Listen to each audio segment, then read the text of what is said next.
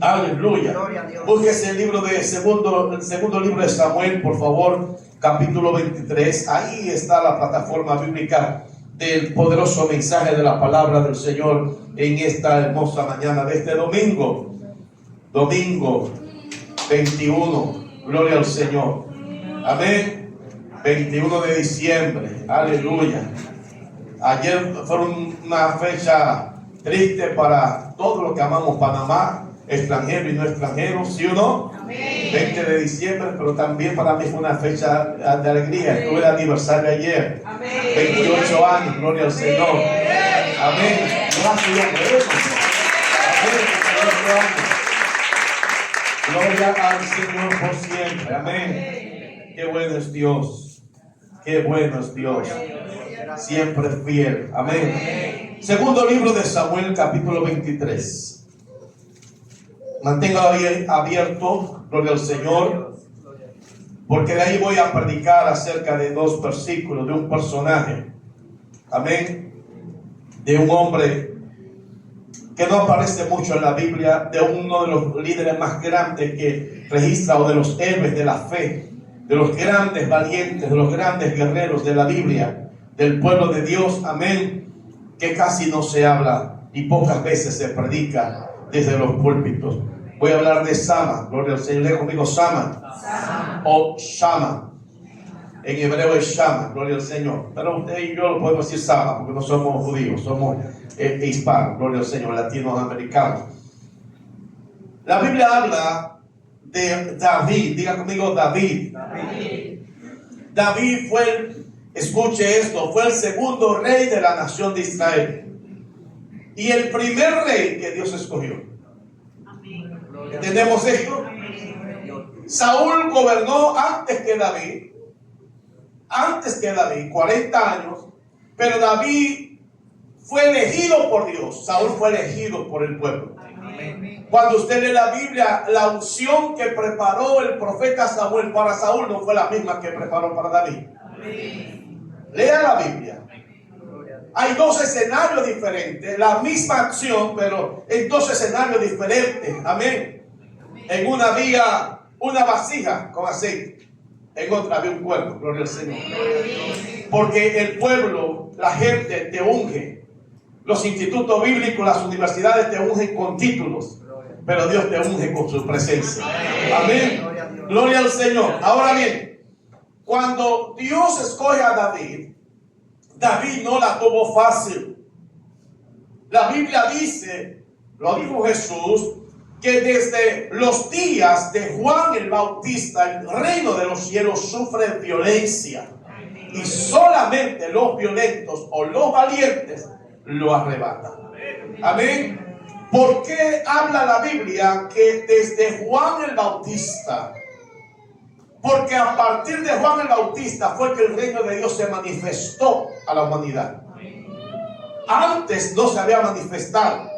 Antes de Juan el Bautista, Dios se manifestaba a su pueblo, le hablaba a su pueblo por medio de profetas, que el Espíritu de Dios venía sobre ellos y hablaban el mensaje del cielo al pueblo. Amén. Pero cuando vino Juan el Bautista, hijo de Elizabeth y de este sacerdote llamado Zacarías, cuando viene este muchacho, este niño que fue lleno del Espíritu Santo desde el vientre de su madre, porque así Dios se lo había mostrado a Zacarías mientras estaba allá ofreciendo sacrificio a Dios. Amén. Oh, gloria al Señor. Escucha esto y permítame abrir este paréntesis.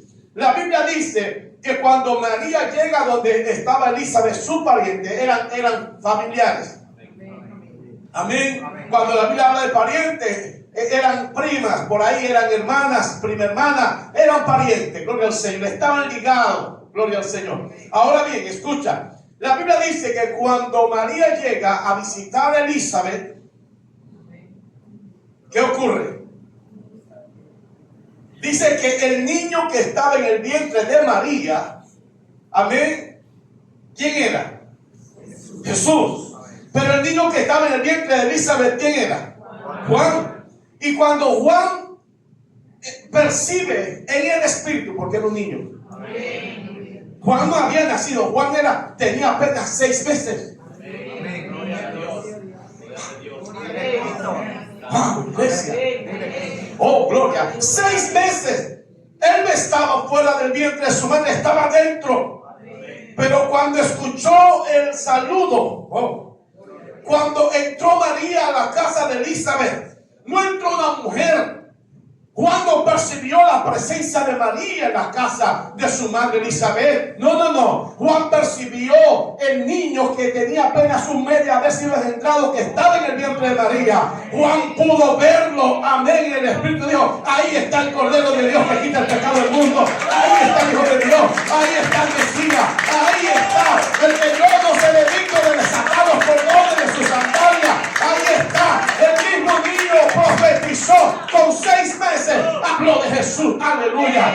Iglesia, tengo oídos por el que oiga. Escúcheme bien, amado hermano, que me está viendo en las redes sociales, sea en YouTube, sea en Facebook. Escúcheme bien, pastor amado, gloria al Señor. El Espíritu da testimonio que somos de Dios. Si tú eres de Dios, yo soy de Dios. Yo no tengo que presentar una credencial para que tú sepas que yo soy pastor. Tú no tienes que presentar un carnet para decir yo soy miembro de tal o cual iglesia. Es que el Espíritu da testimonio. Tú no tienes que abrir la boca. Yo no tengo que abrir la boca. Es que cuando tú tienes presencia de Dios, cuando el Espíritu Santo está en ti, cuando el Espíritu Santo está en mí, oye, hay una atracción en el paso. Hay una atracción. Hay algo que nos identifica. Porque lo que tú tienes lo tengo yo. Alabado sea Dios. Y te da la presencia del cielo. Alabado sea Dios. ¡Oh, aleluya! ¡Wow! Tremendo esto, iglesia. Tremendo esto. David tenía una unción especial, iglesia. Y en este capítulo 23 del libro de Samuel, segundo libro de Samuel, David escribe su último salmo. De todos los que escribió, aquí es el último. Porque dice la Biblia, palabras finales de David. Hizo un cántico, una oración de exaltación. Y me encanta porque David resalta. Wow. Alguien diga, siente el fuego. El versículo 2 dice, el Espíritu de Jehová ha hablado por mí y su palabra ha estado en mi lengua. Esto es poderoso, iglesia. Qué bonito que en nuestro ocaso, en nuestra última etapa de la vida sobre este planeta, podamos decir el Espíritu de Dios está en mí. El Espíritu de Dios está en mí. David estaba lleno de la presencia de Dios. Pero este hombre, no fue fácil para él conseguir esa presencia. Porque en el momento que vino la presencia de Dios sobre su vida, que el Espíritu Santo vino sobre David, cuando fue ungido por Samuel, empezaron los problemas. David tenía problemas, digamos, de carácter natural. Normal, todo el mundo tiene problemas. Pero cuando vino la unción, las cosas cambiaron. Porque ya no era un león, ya no era un oso, ahora era la gente. Era el mismo hombre que se levantaba contra David. ¿Estamos escuchando? Porque la gente que no está llena de Dios se va a sentir incómodo, mal, disgustado, envidioso cuando Dios te usa. Cuando Dios te bendice. ¿Dónde empezaron los problemas de David? David tenía unción. Ya conmigo, tenía unción. Tenía presencia de Dios. Y llegó y se enfrentó a Goliat. David no salió a pelear, David salió a llevar pan y queso que su padre Isaí había mandado a sus hermanos y a los capitanes del ejército. Y la Biblia dice que estaban los filisteos en el campo de batalla. Israel estaba, diga conmigo, entre comillas, en el campo de batalla, no le quedaba otra, pero no estaban preparados para pelear porque estaban atemorizados, aterrorizados. Dice la Biblia que aún las rodillas de Saúl le temblaban. Jonatán temblaba, que eran los más valientes que había en el ejército de Israel en los días de Saúl. Y llegó un muchacho de 15, 16 años tal vez a llevar pan y queso. Pero tenía algo que los que estaban allá en el campo de batalla no tenían. Aquí hay una pequeña iglesia, pero tenemos algo que muchos no tienen. No tenemos grandes equipos de sonido. No tenemos aquí grandes músicos, porque así tenemos grandes adoradores. No tenemos grandes cantantes. No tenemos gente que viste de gala. No tenemos, amén, un templo majestuoso. Pero lo que está aquí hace más que majestuoso. Hace a este lugar más que majestuoso.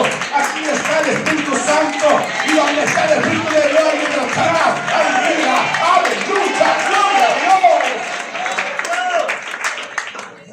Santo Dios, gloria, fuego de Dios en este lugar, fuego de Dios.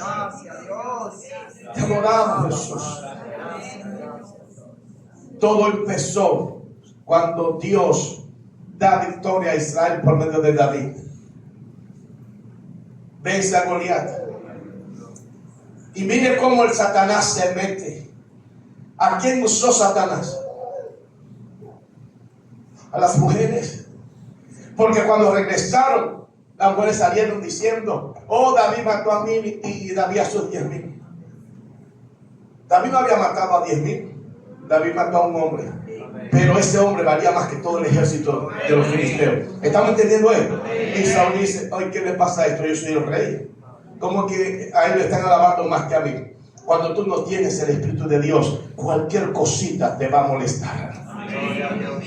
Uno se para aquí y habla del orden y ya te molesta. Habla de los niños que deben estar en comunión, prestando atención, tranquilo, no jugando. Y si tú no estás lleno del Espíritu Santo y eres papá, eres mamá, te vas a molestar con el que esté aquí arriba diciendo esto. Amén. La ida a los baños. Es terrible ver lugares donde la gente se para una y otra vez en pleno culto, en pleno mensaje, a ir al baño o a contestar una llamada. Si tú viniste a la casa de Dios, ¿qué tú haces con el celular encendido esperando llamada de quién? Amén. Se supone que estamos en la presencia de Dios, iglesia. Amén. Amén. Gloria a Dios. David tenía un equipo, diga conmigo, un equipo. Para lograr lo que logró, primero tenía la presencia de Dios. Amén. Pero Dios es un Dios que trabaja en colaboración con nosotros. Yo le decía al hermano Capilo ayer, decía, Jesús no necesitaba de apóstoles para predicar el evangelio. Porque Jesús tenía poder para moverse sobre las aguas, caminar sobre las aguas. Jesús podía estar aquí y aparecerse en otro lugar. Si lo hizo con Felipe, ¿no lo va a hacer él? La Biblia habla que Felipe estaba en un lugar y de repente aparece en otro. Amén. Sencillo.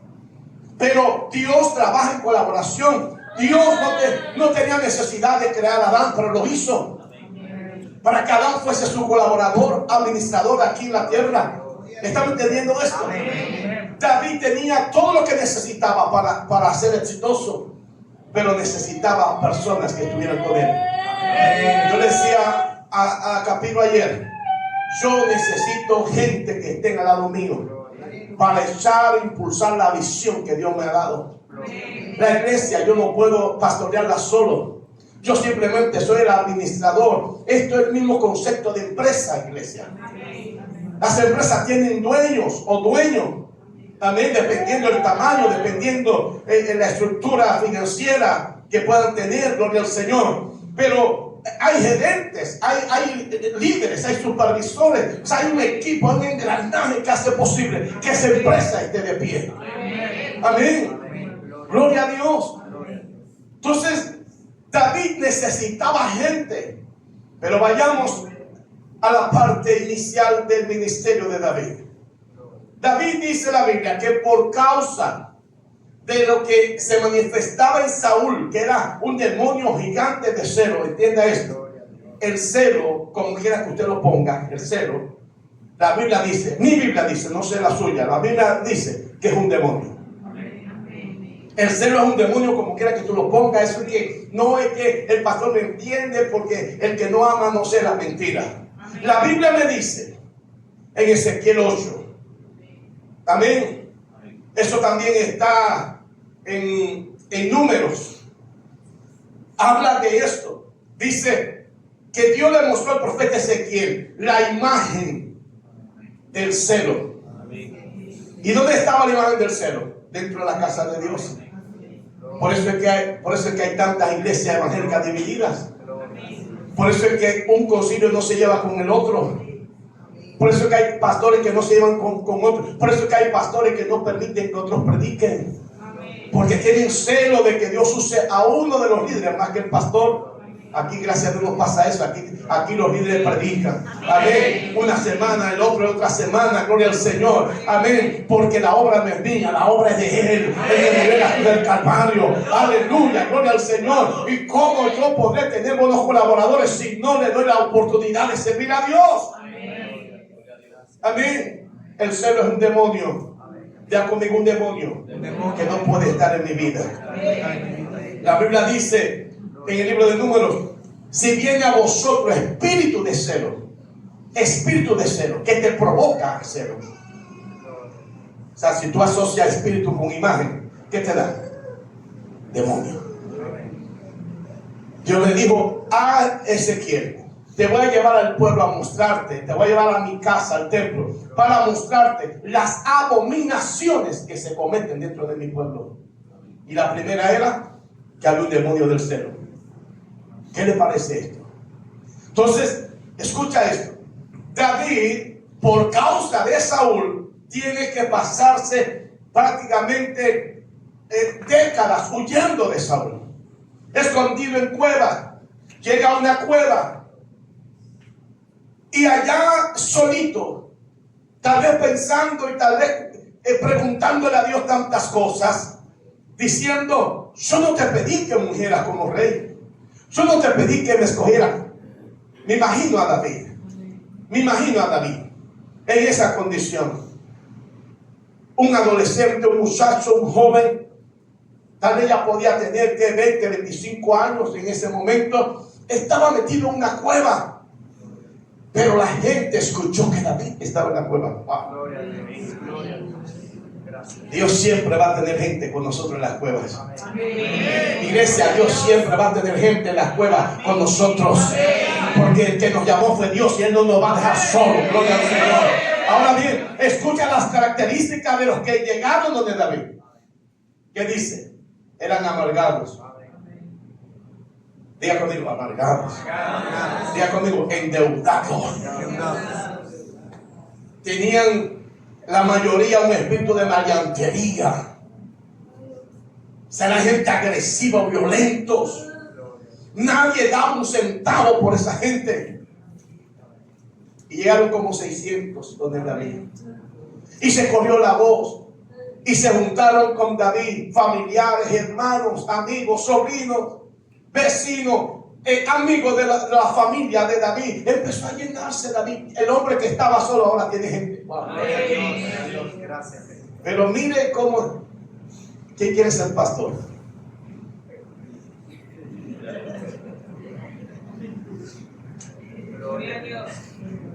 Ser pastor no es fácil, iglesia. Porque tú tienes que trabajar con gente difícil. Gente que dice: a mí ese hombre no me va a mandar si él no es mi papá.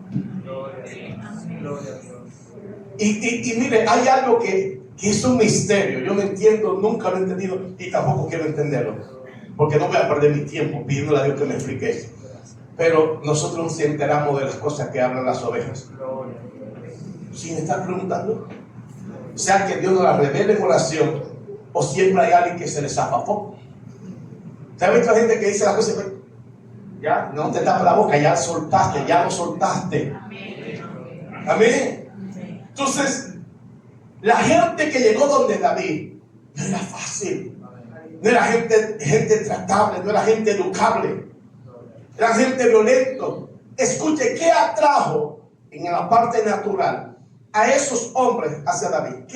¿Cuál fue el punto de atracción? Ellos escucharon que David, ¿dónde estaba? David estaba con Saúl. ¿Dónde estaba Saúl? En el palacio. Y probablemente Isaí o los hermanos de David le habían dicho: oye, Samuel ungió a David como rey. Probablemente. Pero lo que atrajo a esta gente a David, en primer lugar, fue que David, ellos lo veían como un revolucionario, como alguien que se había rebelado en contra del palacio, en contra del rey. Y David no se rebeló contra Saúl. ¿Estamos entendiendo esto? Llegan estas personas y a David le toca la dura tarea de enseñar a esta gente. ¿Cómo le enseñó David? Líderes, enfóquense en lo que le estoy predicando a la iglesia. Esta gente veía a David orar. Esta gente veía a David llorar. Los pastores lloramos más de lo que usted piensa. Esta gente tal vez vieron a David muchas veces desvelarse. Mientras ellos dormían, David estaba por allá llorando, afligido.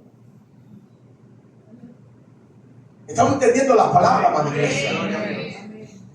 David empezó a enseñarles de una manera poco común a estos hombres que no eran fáciles de enseñar. Pero cuando tú siembras vas a cosechar. Dios es un Dios de leyes. El reino de Dios es un reino de leyes.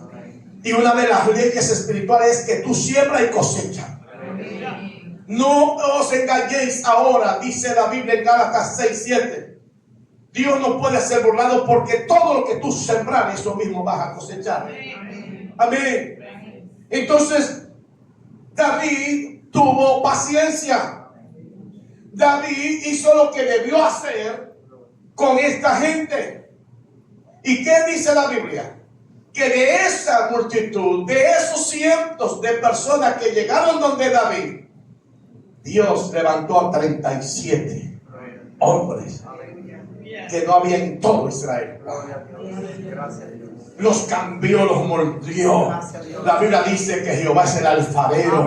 Y cuando el alfarero te agarre en sus manos, te va a doler el proceso. Pero lo que Dios, el resultado de Dios con tu vida va a ser diferente. Tú vas a decir, valió la pena, valió la pena. Él te va a quitar, Él va a empezar a quitar y va a empezar a añadir. Él te va a enderezar. Tal vez tú te ves en el espejo y te ves hermosa o te ves hermoso, pero Dios no te está viendo hermoso. Dios dice, te falta algo. Tienes un pómulo un poquito más afuera. Te lo voy a arreglar para que te veas perfectamente, porque no vamos a entrar al cielo con defecto. Entraremos a la estatura, a la medida del varón perfecto que es Jesús, conforme a Efesios capítulo 4 versículo 13. Alabados al Señor. ¡Vamos, iglesia! ¡Qué bueno es Jesús! ¡Qué bueno es el Señor!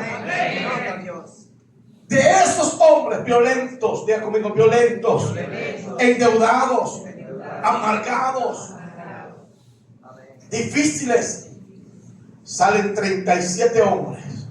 Y la Biblia habla, Dios decide que se hable de estos hombres. Se han hecho películas acerca de los 30 valientes de David. Eran 37 en total, pero se habla de los 30. Porque en el idioma hebreo, en el antiguo Israel, no se hablaba específicamente de número. Te decían ponte 40, pero podía ser 49. Amén. Podía ser 1000, pero te decían puede ser 1200 o te decían 1000. O sea, no había un número específico, porque la gente, la cultura de ellos sabía, gloria al Señor, a qué se refería. Que 30 podía ser 32, 33, 35 hasta 39. La Biblia habla de 37. Pero de los 37 había 3 que sobresalieron. Wow. Los 37 eran valientes, te lo pongo como ejemplo. Había uno de ellos que era tan valiente que mató 800 filisteos solito con la espada. ¿Usted se imagina un hombre peleando, no es que con bazooka y con cohete, no, con espada, cuerpo a cuerpo, y mató 800 solito? Tanto así que la Biblia dice que la mano se le quedó pegada a la espada. ¿Sabe lo que significa eso? Que se entumecieron sus músculos. Tenía tanta presión ejerciendo que cuando quiso abrir las manos no pudo. La Biblia dice que otro de estos valientes se enfrentó a un egipcio que era un gigante. Y el egipcio venía con una lanza y venía con todo y con todo el armamento. Y este valiente David tenía un palo. Mira que da la oye, escucha esa palabra. Tenía un palo. Tamaño, estatura normal, gloria a Dios. Se enfrenta a un gigante, es un guerrero egipcio, armado hasta los dientes. Y con un palo, la Biblia dice que este valiente de David le dio, acabó con el egipcio, le quitó la espada y mató al egipcio. Y todo el mundo dijo, wow. Pero yo te voy a hablar de uno llamado Shama. Ya conmigo, Shama. Este era el tercer de los más valientes de David. No se habla mucho. Era de las montañas. Sama o Shama significa montañés. El que viene de las montañas. Porque su papá era de allá, de las montañas que están en Judá, entre Judá y Benjamín y Efraín. Gloria al Señor. Es un área montañosa. Sobre todo el área de Benjamín, de Efraín. Eran montañas. Y este hombre, ¿sabe cuál es la condición de la gente que vive en las montañas? ¿Qué usted piensa? Diga conmigo, musculoso. Porque el que vive en la montaña tiene que bajar al valle. Y subir otra vez a la montaña, ¿hace falta qué? Quemar calorías. Ahí no había gordo. ¿Amén? Esa gente no comía nada frito, comía el asado, gloria al Señor. Amén. Y comiendo saludable y haciendo ejercicio, ¿quién va a engordar? Amén. Esa es la dieta perfecta, comer saludable y hacer ejercicio. Amén. No vaya a nutricionista, deme esa plata a mí, gloria al Señor. Amén. Ya te di la receta para perder peso. Amén. ¿Sabe? La Biblia dice que Shama era de allá de la montaña. Y llegó un momento crucial en la vida de él. Escucha. Wow. Los filisteos, los enemigos más terribles que ha tenido Israel en la historia de la nación de Israel. Los filisteos estaban en guerra contra Israel. David ya era un anciano, escuche, David ya era anciano. David estaba ya en sus últimos años. De hecho, hubo un momento en que estos hombres no querían que David saliera a pelear. Le dijeron, quédate en el palacio porque ya tú no tienes fuerza para pelear, David. Déjanos pelear nosotros por ti. ¿Sabe algo, iglesia amada? Dice la Biblia que los filisteos llegaron a un pueblito, ya conmigo pueblito, llamado Lehi. Lehi es famoso porque la Biblia habla en el libro de Jueces de este lugar. Porque en ese lugar Sansón mató a 1000 filisteos. En ese lugar. Pero ¿qué ocurre ahora en los días de David? ¿Qué ocurre en los días de David? La Biblia dice que los filisteos llegaron a Lehi por algo específico. El Lehi era el momento de la cosecha de las lentejas. ¿Y qué hacían los filisteos? Los filisteos iban. ¿Por qué no atacaron cuando los israelitas habían sembrado la lenteja? ¿Por qué no atacaron? Porque no representaba, no tenía importancia. El enemigo no te va a atacar cuando tú empiezas a sembrar las cosas de Dios. Él espera que tú vengas a echar fruto. ¿Estamos entendiendo? Él te va a atacar. Satanás usó estrategias con los enemigos de Israel. Dice la Biblia que los filisteos cuando iban a los lugares arrasaban, destruían las cosechas. Eso está también en el libro de Jueces. ¿Qué estaba haciendo Gedeón? Recogiéndolo poquito para esconderlo. Estaban en cuevas a causa de los enemigos. No eran los filisteos en ese momento, pero eran enemigos de Israel. O sea, esa era la estrategia que tenían los enemigos de Israel en ese tiempo. Y los filisteos eran los expertos en que iban y tomaban posesión de los frutos que el pueblo de Dios había sembrado. O sea, en el momento de cosechar, venían y se los arrebataban. Mataban, acababan, quemaban y se iban. Y cuando esta gente Escuche, ahí había soldados de Israel. Cuando vieron al enemigo llegar, no sé si llegaron 1000, si llegaron 500, si llegaron 2000, si llegaron 100. No, la Biblia no describe esto. Pero la Biblia sí señala algo interesante que yo quiero que tú conozcas hoy. La Biblia dice que todos los israelitas, los hebreos, huyeron. Huyeron. Vienen los filisteos, huyeron. Y Sama, que estaba ahí, Sama no huyó. ¿Sabe lo que hizo él? Se fue y se puso en el medio del campo de lenteja. Dijo, de aquí nadie me mueve. Te voy a explicar por qué Sama hizo eso. Escucha esto. Porque Sama tuvo un mentor que fue David. Como iglesia, usted no puede avanzar si no tiene quien lo dirija. Yo como pastor no podré ser exitoso si no me dejo dirigir por el Señor, si no me dejo dirigir por el Espíritu Santo, por la palabra. Amén. ¿Sabe? Este hombre tenía un mentor. Él había visto la fe de David. Él sabía que David había derrotado a Goliat, que era un gigante. Él sabía que David no le tenía miedo a nada ni a nadie. Tenía un ejemplo vivo. Él aprendió de su maestro. Y él dijo, espérate, si mi líder, si mi mentor, si el que me está guiando no ha mostrado debilidad, aún siendo anciano todavía quiere pelear. Oye, yo estoy lleno de vida, oh gloria al Señor. Y él dijo, espérate, esta cosecha es del pueblo de Dios, no del enemigo. Gloria a Dios. Esto que está aquí es de nosotros, no de ellos. Iglesia, lo que Dios te ha dado es tuyo, no del mundo, no del diablo. Pelea por tu bendición, pelea por lo tuyo, pelea por lo que Dios te ha dado, pelea por tu campo, pelea por tu vida, por tu casa, pelea por tu salud, pelea por tus hijos, pelea por tu esposo, pelea por tu esposa, pelea por tu mamá, por tu papá, pelea por tu familia, pelea por la iglesia, la cual te congrega, amados a Dios. Aleluya.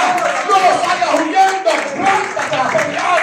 ¿Por qué? Sama sabía que su batalla no era de él, era la guerra de Dios. Sama sabía que los filisteos iban a conocer al Dios una vez más, al Dios que servía a David y servía a ellos. ¿Usted entiende este cuadro? ¿Lo entiende? Todo el mundo está huyendo. ¿Qué era lo lógico? Que Sama también saliera huyendo.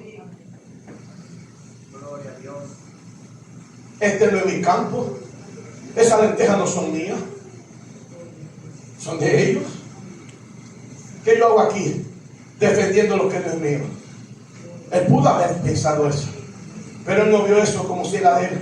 Dijo, esto es del pueblo, esto es del pueblo de Dios. Y Sama sabía que David necesitaba y el ejército necesitaba esas lentejas. Y dijo, aquí nadie se la va a llevar. Y dice la Biblia que él solito se enfrentó al enemigo y derrotó, mató a todos los filisteos. Y dice que hubo un gran botín. Ahora viene, los que se fueron huyendo, los que abandonaron la bendición, regresaron por ella. Wow. Una vez yo le dije a un pastor, llegué a predicar y la iglesia estaba prácticamente vacía, se habían ido mucha gente.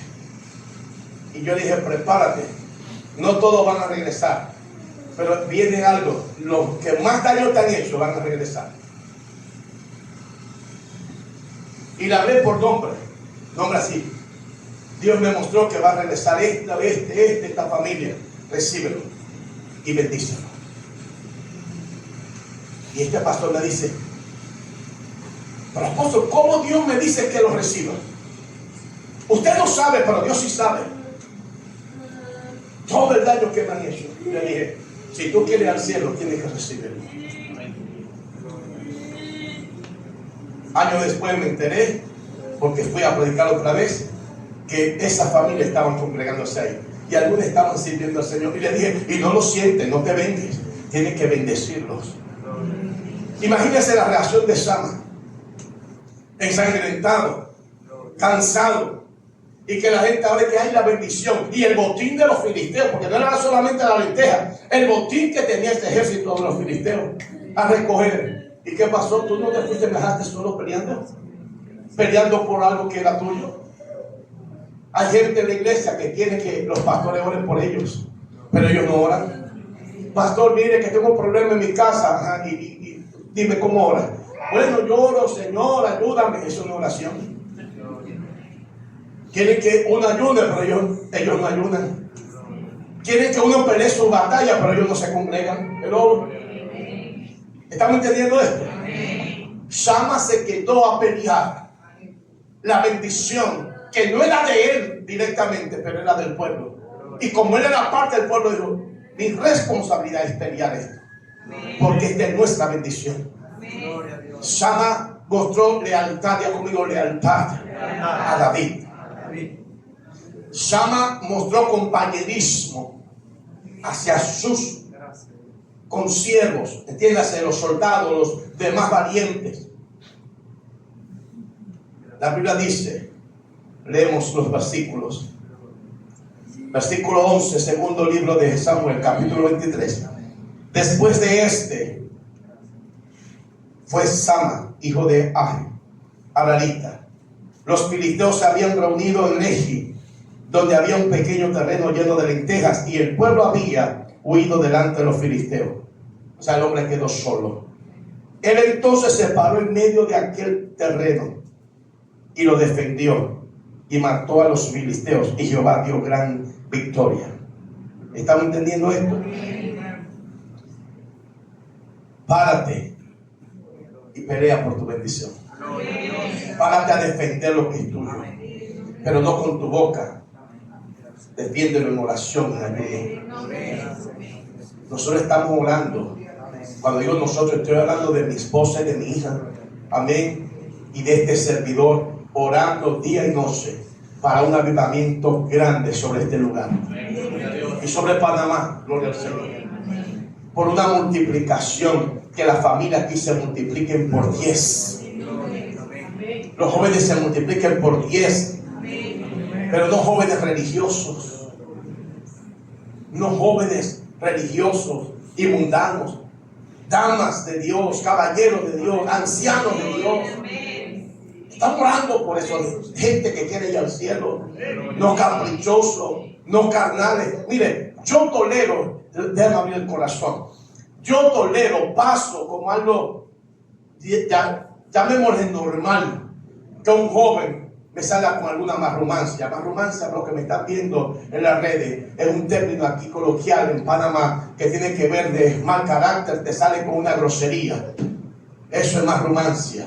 Amén. Pero un anciano que se jacta decir: yo tengo 40 años en la iglesia, yo soy cristiana o cristiano de chiquito, y te viene con marrumancia, te viene con cosas que dices: ¿qué pasó aquí?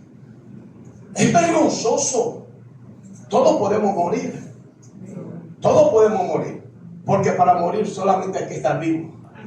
Pero la probabilidad de que alguien muera, de que se inclina más a los ancianos. ¿Por qué? Porque ya están viejos. Los órganos ya están tal vez cansados. El corazón ya no late igual. Los latidos no están a la misma velocidad. Los riñones, los pulmones y todo el cuerpo ya no es igual. Amén. O sea, ya ha habido un desgaste. Tal vez tienen enfermedades degenerativas, cuantas cosas. Amén. Todos podemos morir en cualquier hora. Pero humanamente es más probable que un anciano muera que un joven. Hablando en el mundo natural. Entonces, los ancianos de la iglesia, yo les recomiendo, como un pastor que la ama, métanse con Dios a orar. Santifiquen su vida. Para que la hora que venga el Señor, diga al Señor: te va, tú estés bien. Igual que las damas, las jovencitas, los jovencitos, los caballeros, todo el mundo necesitamos estar a cuenta con Dios. ¿Saben, iglesia amada? Esto es tremendo. Sama se paró en medio de aquel terreno. No te pongas en la esquina. Párate en el centro de lo que es tuyo. Y dile al diablo: pero tú debes saber que tú debes estar revestido de Dios. Tú no vas a pelear con Satanás. Que te reprendo en el nombre de Jesús que predica Pablo, porque los demonios te van a dar 20 patadas. Porque Satanás conoce a Jesús, sabe quién era Pablo. Amén. Procura tú estar bien con el Señor para que tu palabra tenga autoridad y dominio. Amén. Si tú estás bien con Dios, plántate en el centro de tu bendición y decirle: aquí no me muevo. Y tú no vas a entrar aquí a destruir lo que es mío. No vas a entrar. Y pelea. ¿Qué usó? ¿Qué arma usó Shama para pelear contra los filisteos? Ya conmigo, una espada. Ya conmigo, una espada. La Biblia dice que la palabra de Dios es una espada. La espada que tú y yo necesitamos tener para pelear contra el enemigo es la palabra. La palabra. La usó Jesús. Satanás lo tienta. Mira, si tú eres hijo de Dios, porque esto está escrito. Satanás le citó la Biblia. Le citó las escrituras. Jesús: convierte la piedra en pan porque tú eres hijo de Dios. Y Jesús, ¿qué hizo? Se defendió con la palabra. No solo de pan vivirá el hombre. Amén. Oh, lánzate de aquí, mira. Lánzate, porque a su sangre Satanás le citó las escrituras. A su sangre mandará cerca de ti que te guarde para que tu pie no tropiece. Mira, apártate de mí, a Jehová tu Dios no tentarás. ¿Estamos entendiendo esto? Necesitamos hacer uso de la palabra. Más de 15,000 promesas hay en la Biblia. Desde Génesis hasta Apocalipsis son para ti, son para mi iglesia. El diablo nos ha robado muchas bendiciones o ha impedido que se manifiesten esas bendiciones. Pero es hora de pararnos a guerrear. Es hora de pararnos a pelear por nuestra casa. Si tú tienes hijos inconversos, pelea por tus hijos. No me digas que están bien. Ningún hijo que está descarriado puede estar bien. Amén. No, me está yendo de maravilla en los negocios. Negocios, no, eso no te lleva al cielo, gloria al Señor. Oh, mi mamá, mi papá está bien, mi esposa está bien. ¿A qué tú le llamas bien? Mi esposa está bien. ¿A qué tú le llamas bien? Si no estamos en Cristo, la Biblia dice: fuera de mí nada puedes hacer, porque fuera de Cristo lo que hay cisterna, fuera de sin agua. No hay vida allá de afuera en el mundo. No hay vida dentro de la iglesia cuando tú estás jugando a ser cristiano. Necesitamos apoderarnos del cielo. Necesitamos empoderarnos. Necesitamos meternos con Dios. Necesitamos entender que Dios nos ha dado bendiciones. Como cantaban hace unos instantes: la gloria postrera será mayor que la primera. Viene algo grande sobre la iglesia. Viene un mover de Dios grande. Viene un avivamiento. Viene un avivamiento. Una gran lluvia de Dios se escucha. Va a ser derramada sobre los suyos. Bendito sea el Señor. El enemigo se va a levantar, pero la Biblia dice: vendrá el enemigo como río, pero no va a levantar la bandera. Aleluya. Que la unidad a tu diestra. El mal aquí no llegará. Gloria a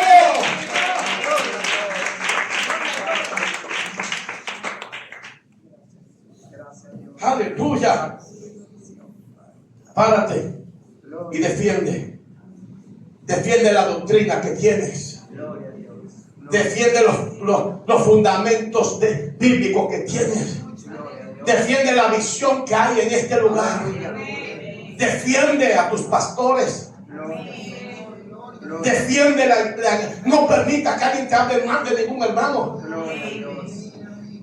Yo no permito que nadie me hable mal de mi hija ni de mi esposa. Y viceversa. No le vaya a mi hija a hablar mal de mí, porque te van a reprender. Amén. Yo no permito que nadie hable mal de los hijos que Dios me ha dado. Aquí nadie es perfecto, pero estamos detrás de Jesús, que es el que perfecciona.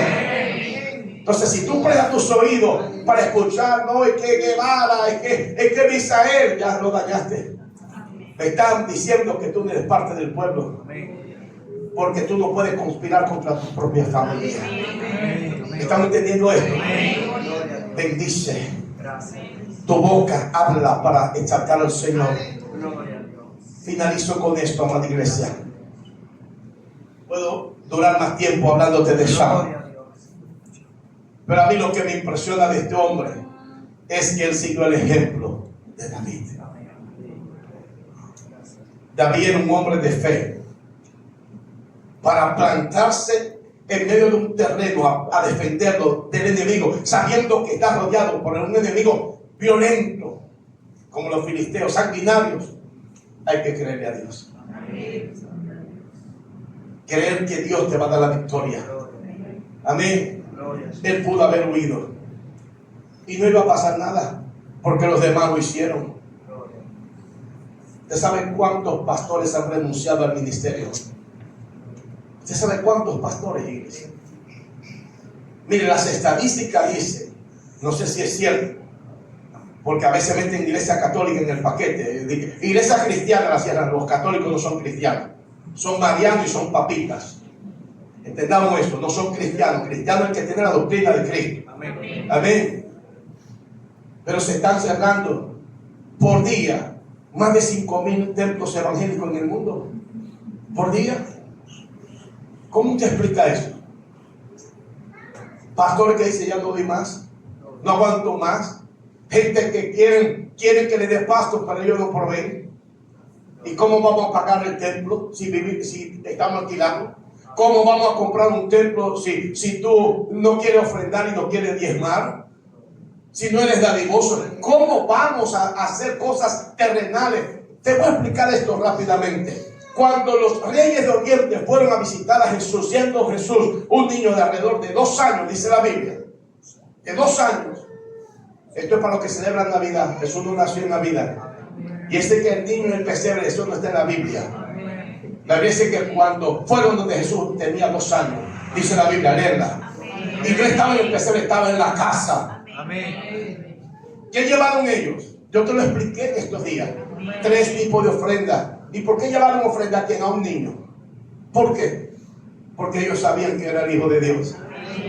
Ellos sabían que era el Mesías. Y a Dios, la iglesia, tú no puedes venir a la presencia de Dios con las manos vacías. Voy para el culto. Mire, yo tuve que ir al bendito mall ayer, pues estábamos comprando unas cosas para terminar de arreglar algo aquí atrás. Y no había estacionamiento, algo impresionante, hasta en la orilla de la calle estacionamiento, en los carros estacionados. Gente que se gasta todo. Se vuelven locos. Iglesia, no entre en el juego de Satanás. ¿Por qué tú tienes que pintar tu casa en diciembre si la puedes pintar en septiembre? Amén.